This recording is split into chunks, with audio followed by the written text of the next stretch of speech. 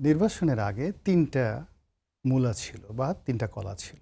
Doctor Mohammad ইউনূসকে বলেছে আমেরিকায় কলা দিয়ে, তুমি এই কলা খাও। যদি তুমি এই চুক্তি এই বিএনপি এবং জামাতকে একত্র না করে নির্বাচনে ৩ দিন আগে করতে না পারো, তাহলে তোমাকে সেফ এক্সিট দেওয়া যাবে না। This is your first priority, safe exit. এই যে তুমি ভিভিআইপি প্রোটোকল নিতেছো, যা কিছু করতেছো, লোকজন তুমি এই গত কয় মাসে যা করছো, লোকজন তোমাকে পাড়ায় মেরে ফেলবে একদম, আমরা যদি সাথে না থাকি। তো এটা ছিল তার ফার্স্ট প্রায়োরিটি।